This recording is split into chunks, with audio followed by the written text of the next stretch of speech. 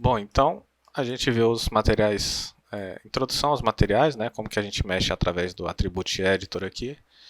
Mas quando realmente a gente vai mexer com materiais, o mais indicado é a gente trabalhar no local específico para isso, né, no nosso editor de materiais aqui do Maya, que é o nosso Hypershade.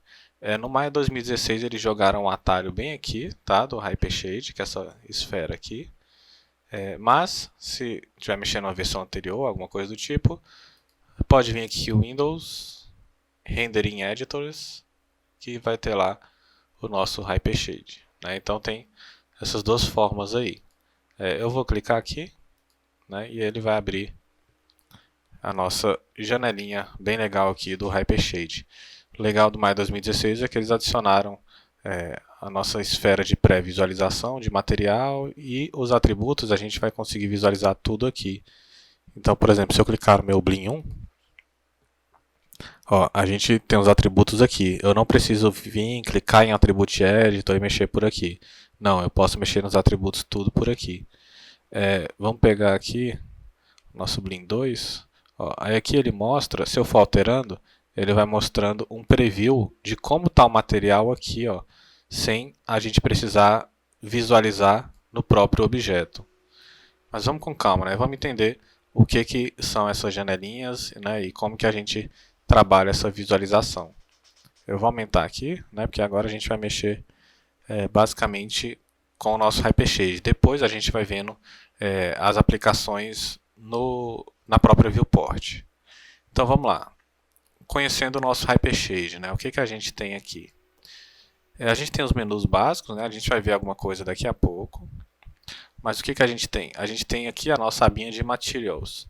Então, todos os materiais que a gente criar na cena, eles vão aparecer aqui, né? E clicando, a gente vai selecionando e a gente consegue alterar ele por aqui pelo nosso Property Editor, que é como se fosse o Attribute Editor, né? Mas é um editor específico só do material que a gente selecionou. Aqui é uma bolinha de visualização, tá? Vou explicar logo aqui. O interessante é que ele tem essa bolinha que a gente chama de Shader Ball. Se a gente olhar aqui em cima, ó, tem um Shader Ball. Mas você fala, eu quero visualizar como se tivesse aplicado num pano, não nessa bolinha, em um pano. Então a gente clica aqui em Shader Ball e a gente consegue alterar para Cloth. Ó, e agora é como se a gente pré-visualizasse dele aplicado num pano. Eu quero ver numa vasilha aqui, né, alguma coisa. Ó. Então, a gente consegue visualizar. Esse é o material que eu quero aplicar no oceano. Então a gente clica, ó, ele mostra como se fosse no oceano. Ocean Splash, né, como se fosse caindo. Aqui, ó, como se fosse um líquido, né, sendo jogado dentro de um copo. Aqui como se fosse um líquido saindo, né, alguma coisa caiu aqui dentro. Ou em uma esfera básica, né, ou simplesmente em um plano. Então tem várias formas da gente pré-visualizar esse material que a gente está trabalhando, né? Bem interessante. O pessoal costuma utilizar bastante o Shader Ball, né? Inclusive se for procurar por materiais prontos na internet, vai ver que tudo eles mostram com essa esferinha aqui, né? Material de cerâmica, de madeira, tudo vai estar aplicado nessa esferinha aqui. É bem interessante, é uma curiosidade. É um atributo legal que eles adicionaram no Maya. Então, continuando aqui, a gente tem nossa abinha de materials, né? Todos os materiais, ó, a gente vai clicando e a gente vai visualizando ele aqui, ó, né? Bem interessante. A gente tem aqui o nosso Lambert 1, esse Particle Cloud, né? Eu vou clicar, mas ele não vai fazer muita diferença. E esse Shader Glow. O que acontece? Esse Lambert 1, esse Particle Cloud e esse Shader Glow, eles são os materiais default que vem no Maya, né? Então eles sempre vão existir. Independente da cena que você crie, sempre esses três vão estar presentes. Né? Por quê? Porque todo glow que a gente cria, ele cria que eu falo, né? Por exemplo, esse Blim 1, a gente veio aqui em... Cadê? Special Effects, aqui ele não está aparecendo. O Special Effects eu teria que ir no Attribute Editor. Mas, por exemplo, no Blim 1 a gente aumentou o Glow, né? Que a gente até botou o Glow super estourado. Mas a gente aumentou o atributo do Glow. Para a gente configurar como que o Glow funciona, a gente tem que vir nesse material de Shader Glow e configurar a qualidade, threshold, tem algumas outras coisas que a gente pode trabalhar isso melhor, né, conhecer um pouquinho mais para frente. Mas só explicando, esse shader glow então é um material default que vem no Maya, não tem como apagar, ele sempre vai estar aqui, assim como esse particle cloud, que assim toda partícula que a gente cria, ele já vai vir com esse material aplicado às partículas. E todo objeto que a gente cria, ele já vai vir com esse Lambert 1 aplicado nesses objetos. Então, só resumindo, né, esses três materiais eles sempre vão estar aqui e eles não podem ser apagados, né? Por mais que a gente tente, ele não vai deixar. Aqui a gente tem outras abinhas que a gente vai ver mais para frente, né? Textures a gente vai mexer bastante, que é quando a gente for aplicando texturas externas, ele vai jogar todas essas texturas externas aqui. Né? Utilities é para caso muito específico, quando a gente trabalha com materiais bem mais complexos, que a gente tem que adicionar multiply divide, né, alguns nodes bem complicados assim. Rendering ele põe só, no caso render layer, né, a gente pode ver isso depois, quando a gente configurar render layers para renderizar objetos separados. Lights, ó, todas as luzes que a gente criar na cena, elas vão estar aqui. Câmeras também, todas as câmeras, ó, a gente tem aqui front, PESP, side, top, né, todas as câmeras que estão, elas aparecem aqui. A gente consegue clicar e configurar por aqui também a câmera, bem legal. Configurar lente e tudo mais.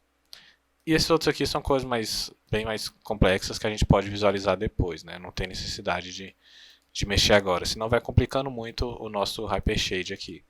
Mas basicamente a gente vai trabalhar inicialmente com a abinha Materials e com a abinha de Textures aqui. Legal. O que a gente tem aqui mais aqui? Vamos lá. Aqui nessa abinha aqui do meio, a gente tem como se fosse a nossa viewport, só que do Hypershade, né? Então, os materiais, a gente vai trabalhar com eles aqui.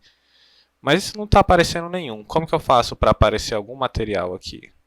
É bem simples. A gente clica no material, por exemplo, vou clicar nesse Blin 2, né? Ele não apareceu aqui. Com o Blin 2 selecionado, eu posso apertar com o botão do meio do mouse e arrastar ele para cá e soltar. Aí ele aparece aqui, ó, o nosso Blin 2. Né? Ah, mas eu não quero Blin 2, eu quero outro material. Como que eu limpo essa tela aqui? Porque se eu pegar e deletar, ele vai deletar o material. Então, para limpar essa tela aqui, é só vir nessas estrelinhas bem aqui, ó, Clear Graph. Se eu clicar, ele limpa o nosso gráfico. Ah, eu quero jogar o Blin 1 aqui. Outra forma, ao invés de apertar com o botão do meio e arrastar para cá, é você selecionar o material. Então, eu vou selecionar o Blin 1 e vou clicar nessas duas setinhas aqui, ó, que é o que? Ele vai mostrar o material e os inputs e outputs desse material. Então, se eu clicar aqui, ó, ele já apareceu uma coisa interessante, né? Apareceu o Blin 1 e apareceu esse Blin 1 SG. Esse SG, todo material ele contém esse SG, que é o Shader Group, que a gente chama, que é onde a gente consegue adicionar alguma coisa diferente, ou de partícula, ou um atributo bem específico, que é o nosso Displacement Map.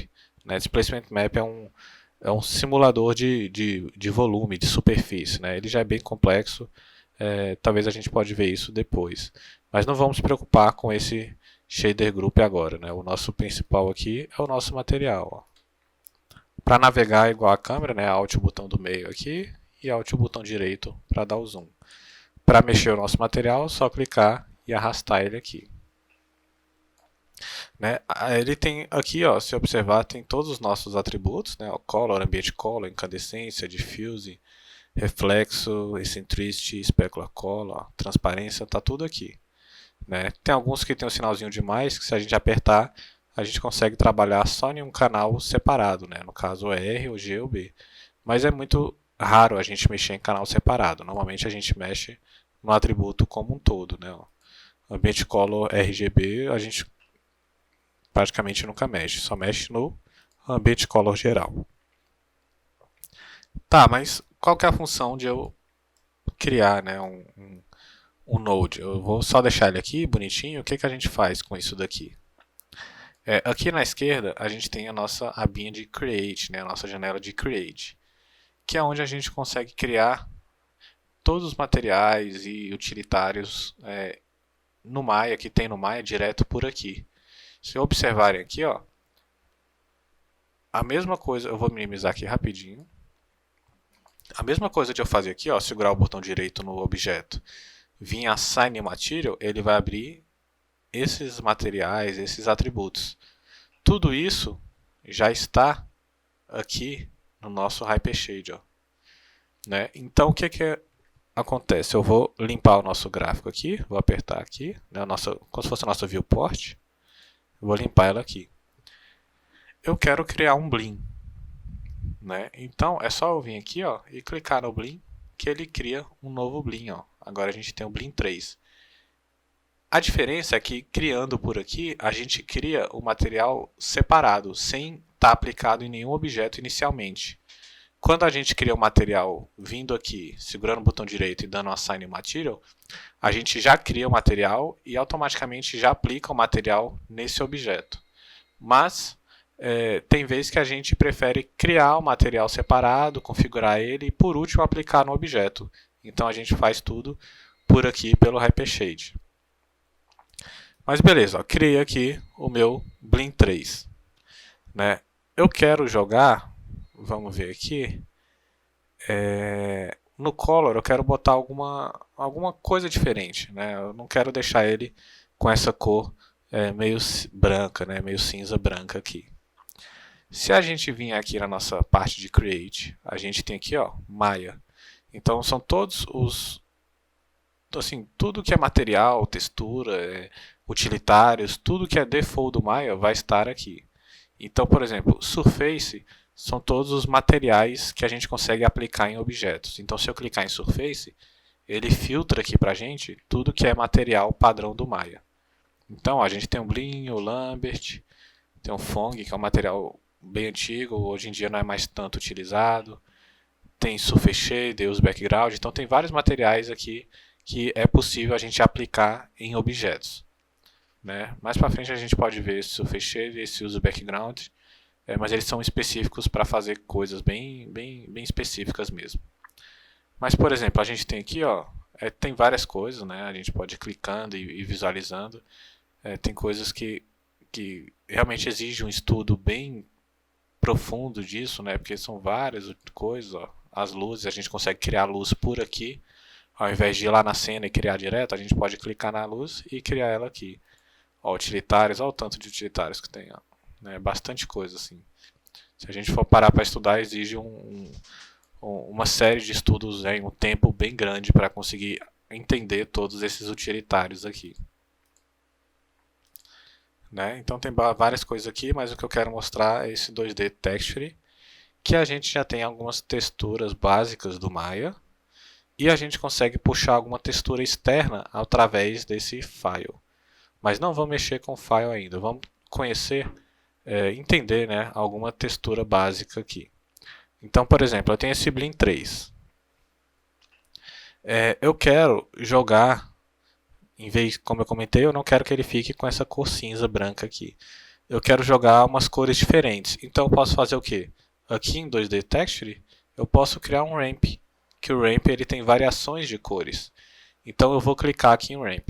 Quando eu clico, ó, ele criou, deixa eu arrastar para cá, ele criou esse node de Ramp. Não vamos se preocupar ainda com esse Place 2D Texture, depois a gente vai ver ele. Ele criou esse node de Ramp. Né? Se eu clicar nele, ó, aqui eu tenho a minha barrinha de cores aqui, bem interessante do Ramp. Então, aqui a gente consegue criar cores diferentes. Ó. É bem interessante. Por exemplo, a gente tem no Ramp, né, o Ramp está selecionado. A gente tem aqui, ó, as nossas cores. Então, eu consigo clicar aqui, ó, e trabalhar a variação dessa cor aqui. A gente ainda não está vendo isso aplicado no objeto, a gente está só testando aqui mesmo. Então, olha que interessante. Eu consigo mexer clicando na bolinha e arrastando. Ó. Por exemplo, eu quero que o preto comece a partir daqui. Então é só clicar aqui e arrastar ele para cá que ele vai começar a partir daqui.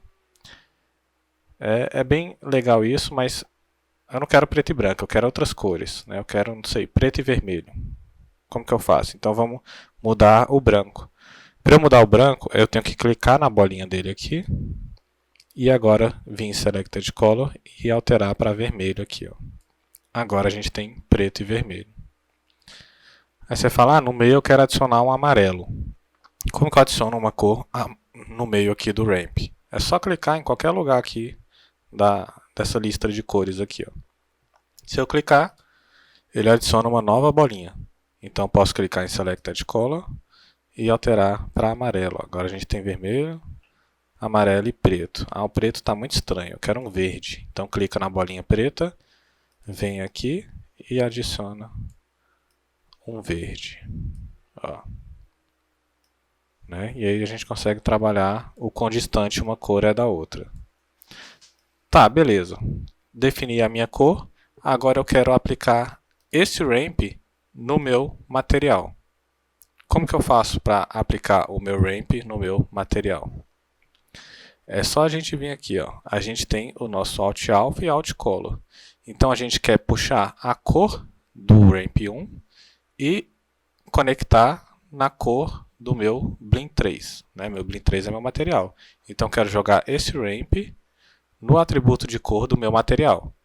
Então, para fazer uma forma direta aqui, é o que? Eu clico nessa bolinha verde aqui, ó, do Alt Color, arrasto, ó, ele vai puxar uma linha, e eu escolho aonde que eu quero conectar essa linha. Eu quero conectar no meu Color, então eu vou puxar aqui para o meu Color, ó, e solto. Ele abriu o RGB, mas foi porque eu segurei em cima, né? Para quebrar, eu só vou quebrar aqui para mostrar de novo. É só apertar, segurar o botão direito em cima da linha de conexão que ele fez, segura o botão direito e vem Break Connections. Aí ele quebra a conexão. Mas vamos refazer, ó. Alt Color, eu pego, puxo a minha linha aqui de conexão, venho no Color e solto. Aí a gente conectou. Agora a gente já vê que o nosso ramp está aplicado. Vamos ver como fica numa roupa aqui, ó. Ó, que legal. Né? Bem bacana, a gente consegue ir vendo essas variações, ó. Tá, apliquei o ramp no color do meu Blend. Olha o que aconteceu. Agora no color ele não tem mais aquela barrinha, ó, ela está apagada aqui. Ele tem essa setinha aqui, ó. Então essa setinha mostra para mim o atributo que está, né, o atributo, ou no caso o ramp a gente pode chamar de textura ou utilitário, que está aplicado a esse color. Então se eu clicar aqui na setinha, ó, ele vai abrir os atributos do ramp. Né? Então eu clico aqui no meu material, vamos selecionar ele de novo aqui. Ó, e aí no Color a gente só consegue alterar isso daqui. Na verdade não consegue porque ele não tem uma cor única, ele está puxando de outro atributo, né, de outra coisa. Então a gente só consegue alterar clicando nessa setinha, que é onde vai levar a gente ao que está conectado, que no caso é o ramp. Se eu clicar na setinha, ele abre o ramp. Vamos ver isso na nossa viewport aqui, ó, por exemplo. Na verdade, para a gente visualizar, a gente tem que aplicar, né? Então, vamos voltar aqui. Vamos deixar ela mais pequenininha aqui. Lembrando, tá? Só esclarecendo, na verdade, que essa telinha aqui é como se fosse a nossa viewport de onde a gente trabalha os materiais. Mas o material que a gente criou mesmo, o Blend 3, ó, ele está aqui, ó, né? Aqui é onde mostra os materiais de fato. Aqui são os materiais que a gente está trabalhando naquele momento. Né? Então vamos dizer que eu já trabalhei e agora eu quero limpar. É só vir aqui, clicar e a gente limpa tudo. Agora a gente tem o Blend aqui. Ó. Então eu quero aplicar o Blend na minha esfera. Como que eu faço para aplicar um material que eu já criei em um objeto? Tem duas formas, mas vamos aprender primeiro a aplicar aqui pelo nosso IP Shade, né? Que a gente vai focar bastante no IP Shade agora. Então eu clico no meu objeto que eu quero que receba o material, né? Só seleciona ele. Agora a gente vem com o mouse em cima do material aqui, ó, segura o botão direito e põe aqui em cima, ó, Assign Material to Selection. Quando eu soltar, ele vai aplicar. Mas não era colorido? Por que não está aparecendo? Porque a gente tem que ativar, como a gente está começando a usar a textura, a gente tem que ativar a visualização de textura aqui na viewport. Então eu tenho que clicar nesse iconezinho aqui. Ó. Agora a gente visualiza a nossa textura. Né? Então a gente criou, trabalhou todo o nosso material pelo IP Shade e a gente aplicou também direto pelo Hypershade.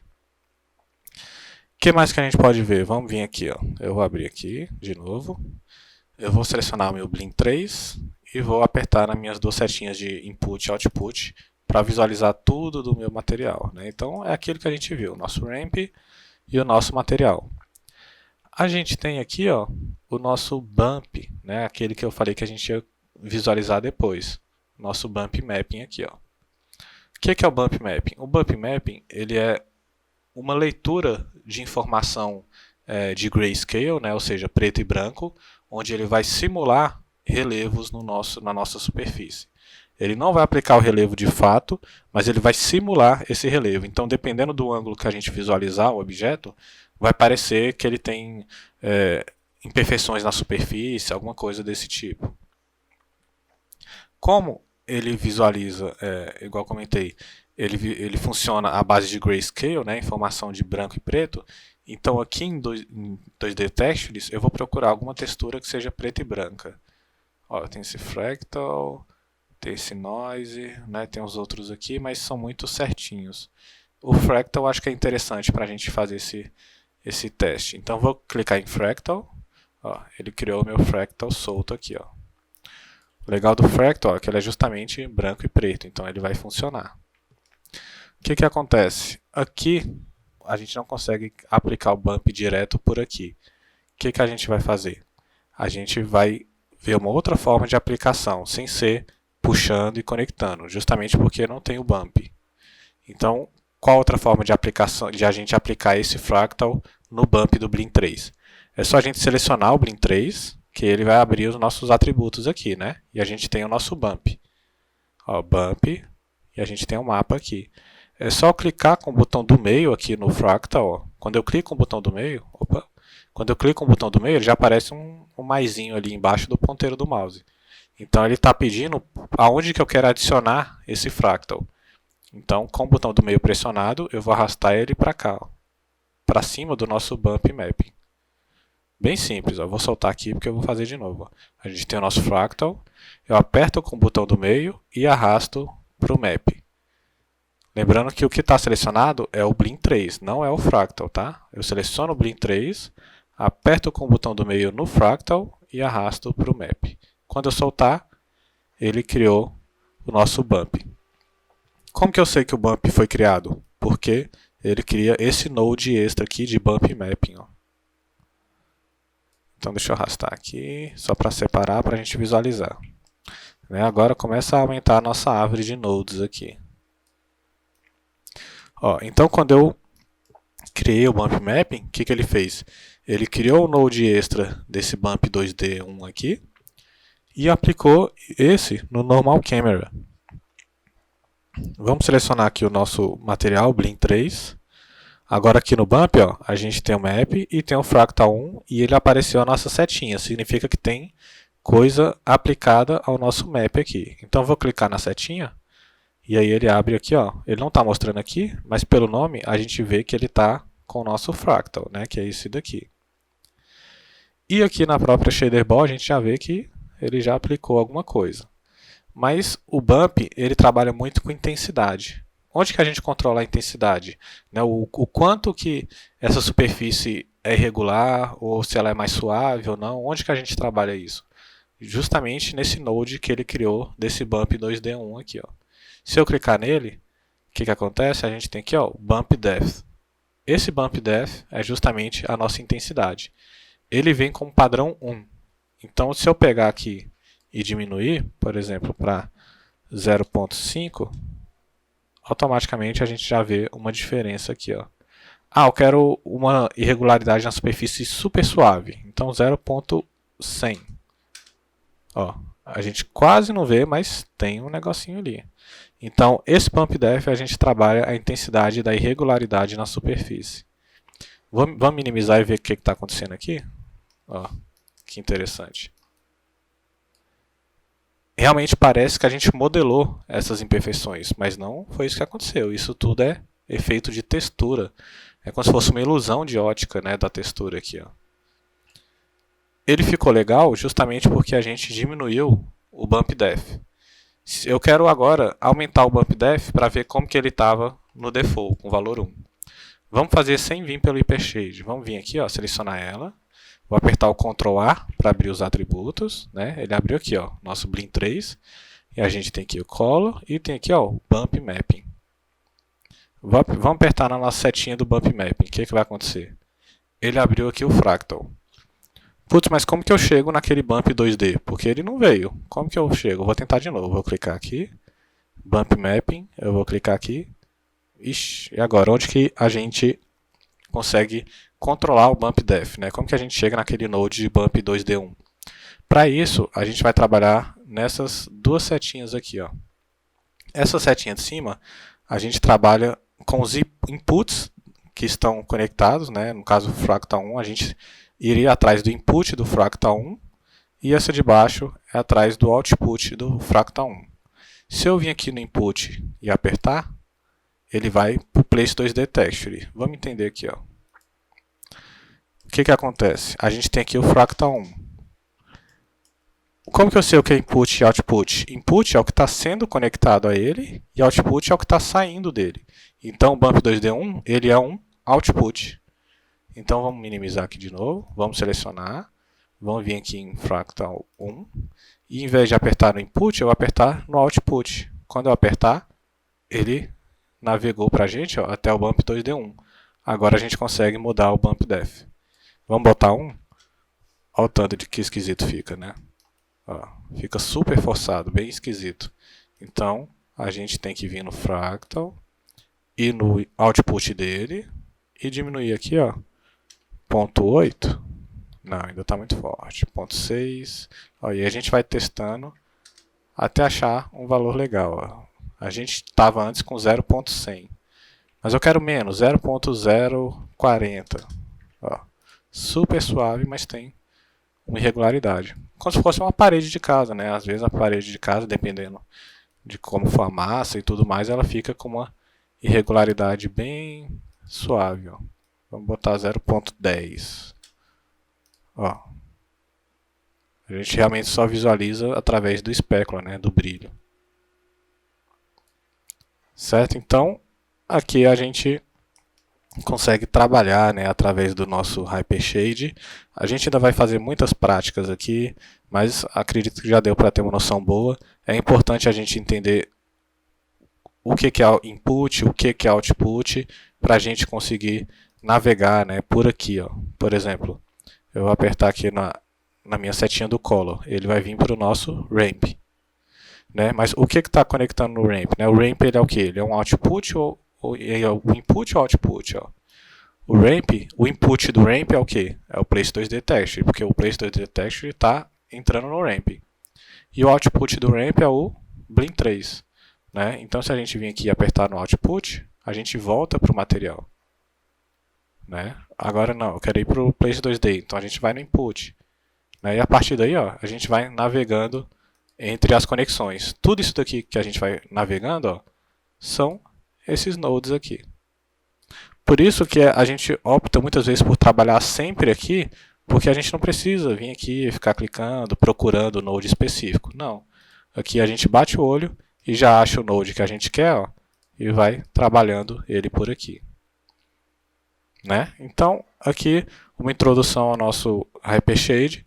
A gente ainda vai trabalhar algumas coisinhas extras aqui, né? A gente vai ver como adicionar a textura externa, a gente pode testar algum desses outros atributos aqui, né? Mas a operação básica do Hypershade é basicamente isso.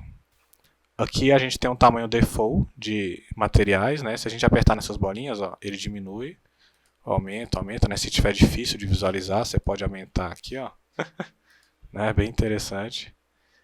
Ele tem aqui como visualizar os materiais só através de lista, né? Ou o ícone e o nome.